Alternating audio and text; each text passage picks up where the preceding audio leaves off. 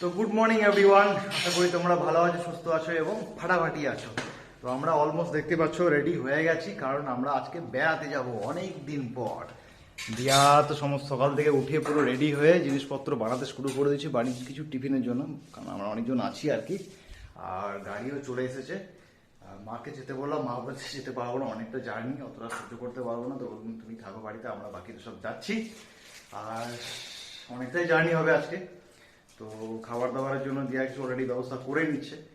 তো দিয়াও almost ready হয়ে গেছে, ব্যাগপত্র সমস্ত গোছানো কমপ্লিট, জিনিসপত্র রেডি।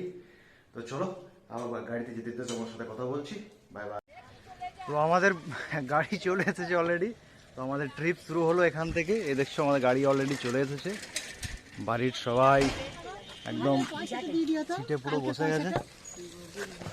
এই যে ঠাকুমা, সবার এনার্জি কম, কিন্তু এর এনার্জি কম নেই, ঠাকুমার এনার্জি সব থেকে বেশি।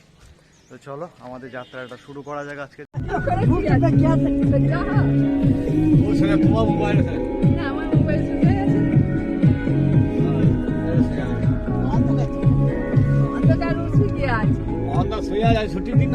আমরা সবে একটু হাত পা ছাড়াচ্ছি, সবাই সবাই কোমর হাত পা সব ধরে গেছে। বেরো বেরো,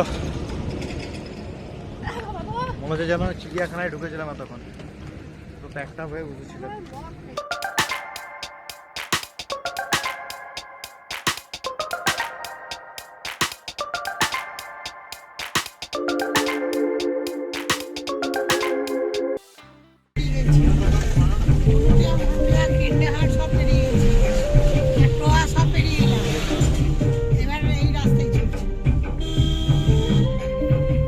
বাকিরা সব খাবার আনতে গেছে ওখানে দোকানে।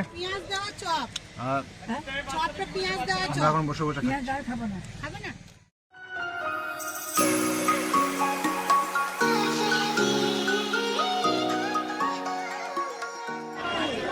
ফাইনালি আজকে আমরা কোথায় এসেছি? এই দেখো, মায়াপুরে এসেছি।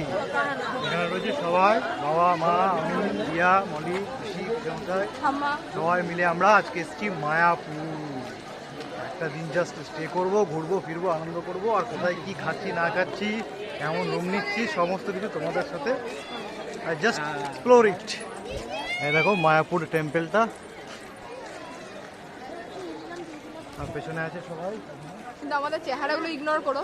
হ্যাঁ, চেহারাগুলো ইগনোর করো। সকাল বেরিয়েছি, এই জাস্ট ঢুকছি, এখন পেটের জোগাড়টা প্রথমে করতে হবে আগে, কারণ ভোগের প্রথমে কুপনটা কাটবো আগে। কুপন না, ভোগটা কালো পাবে। আজকে যেহেতু অনেকটা দেরি হয়ে গেছে, চেষ্টা করবো আজকে কুপনটা কেটে তাদের খেয়ে নেওয়া, কারণ খেয়ে নিই তারপর যা করার করবো। তো চলো আগে কুপনটা কেটে নিই, এবং কত টাকা কুপনে নিচ্ছে তোমাদেরকে সমস্ত কিছু বলছি। এখন আমরা দাঁড়িয়েছি মায়াপুর ইসকন টেম্পলের একদম প্রথম গেটটাতে, যেটা কিন্তু এখন বন্ধ আছে। আর এটা হচ্ছে সংকীর্তন স্থল, আর এটা হচ্ছে এখন আন্ডার কনস্ট্রাকশন টেম্পলটা।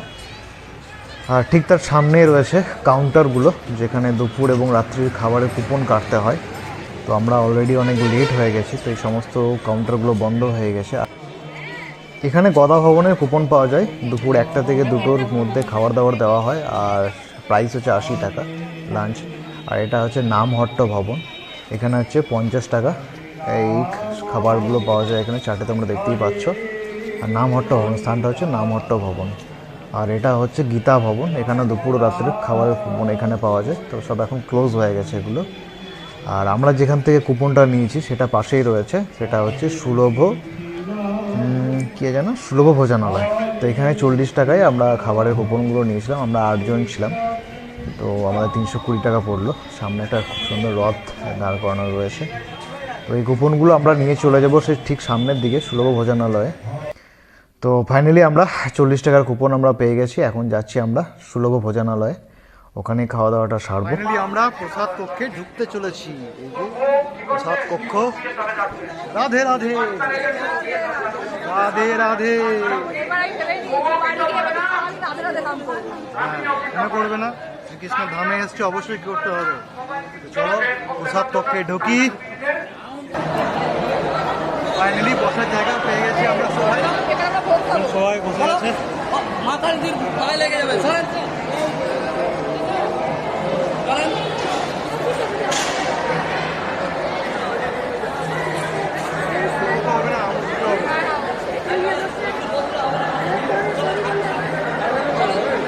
আছে বাবারা, আমরা অলরেডি এখানে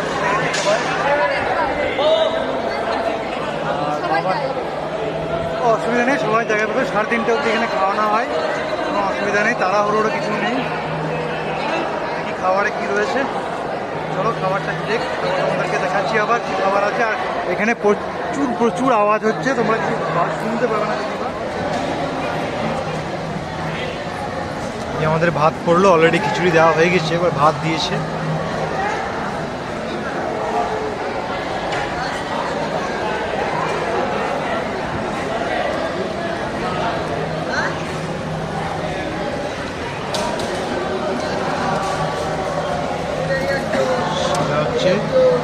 সবজি। তো ফাইনালি আমাদের খাওয়া দাওয়া চলছে, আর এখানে এত মানুষ একসাথে খাবার দাবার খাচ্ছে এবং যারা খাবার দিচ্ছে, টোটাল ব্যাপারটা এত সুন্দরভাবে পরিচালিত হচ্ছে, মানে দেখে অবাকই লাগছে। তো ফাইনালি আমাদের খাওয়া দাওয়া কমপ্লিট হলো।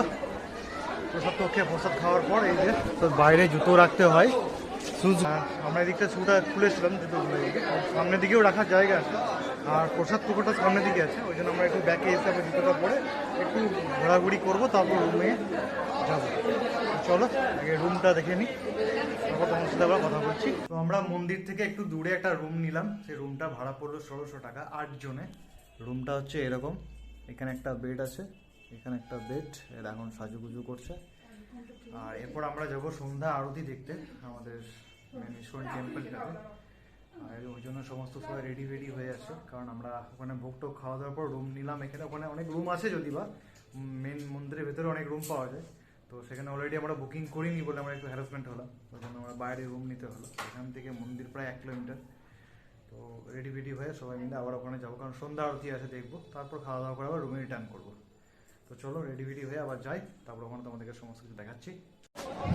পুরো ভিড়ে ভর্তি, চারপাশ দেখতে পাচ্ছ, সব দর্শনার্থী দেখার জন্য মেন মন্দিরে ভিড় আছে এখন।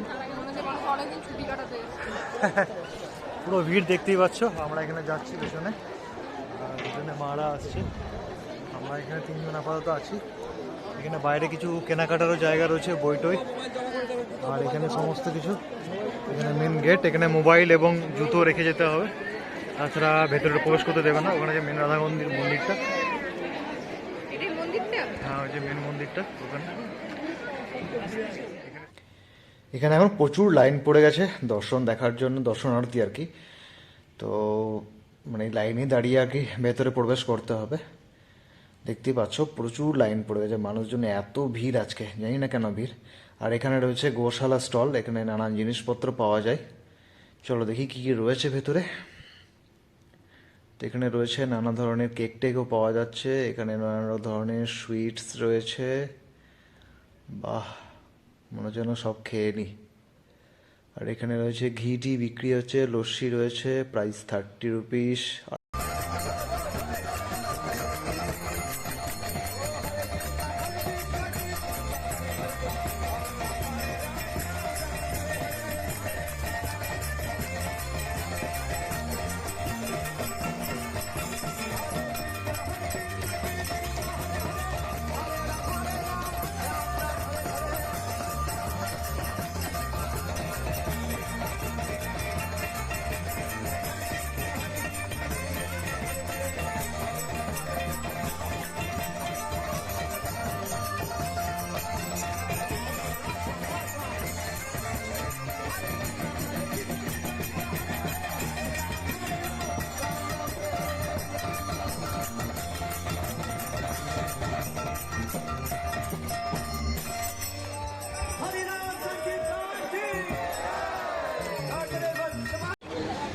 মানে নামতে পারছো না নাকি? না নামবে না, হ্যাঁ আটো সাটো হয়ে লেগে গেছে মনে হচ্ছে।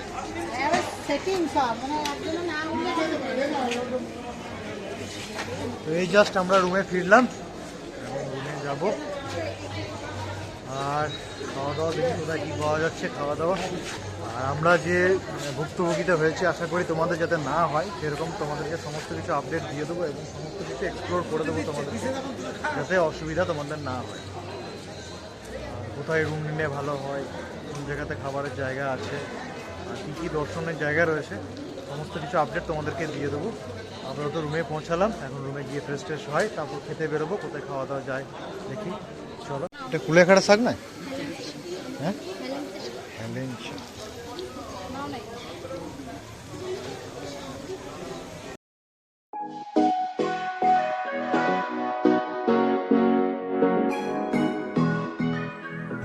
আমাদের লঞ্চ ছেড়ে যাচ্ছে নবদ্বীপ ঘাটের দিকে, কিন্তু আমরা যাচ্ছি না, আমরা কাল সকালে যাব। কারণ আমরা খেতে বেরিয়েছিলাম, তারই মধ্যে একটুখানি এদিকে এসেছিলাম লঞ্চ দেখতে এবং ঘাট দেখতে আর ছবি তুলতে। এরপর যাব আমরা খেতে, তারপর রুমে ফিরবো। কাল সকালবেলা আমরা আসবো আবার লঞ্চ ঘাটে, লঞ্চ করে যাব আমরা নবদ্বীপ। সারাদিন ঘোরার পর ক্লান্ত হয়ে রুটি আর অমলেট খেয়ে এই যে বাড়ি ফিরলাম। আর মারা নিচে আসছে, আমরা খুবই টায়ার্ড আজকে। যাই হোক, রুমটা একটু ভালো পেয়েছি, খুব ভালো না হলেও মোটামুটি একটা রাত কাটানোর জন্য খুবই ঠিকই আছে। আর যেহেতু আমরা সবাই একসাথে এসেছি, সুতরাং একটু শেয়ার করে থাকার মতো ঠিকঠাকই আছে। আমাদের ওই একটা ভুল হয়েছে, আমরা বুক করে আসিনি। আমরা ভেবেছিলাম যে এখানে এসে বুক করব, কারণ রুম দেখে বুক করব। তো একটা প্রবলেম হয়েছে আমাদের। যাই হোক, পেয়ে গেছি, আজকের দিনটা কোনো রকম পেরিয়ে যাবে। তো চলো, আজকে ব্লগটা এখানেই শেষ করছি, আবার কালকে ব্লগ শুরু হবে। আজকে ডে 1, কাল ডে 2 আমাদের। তো চলো, আজকের জন্য গুড নাইট।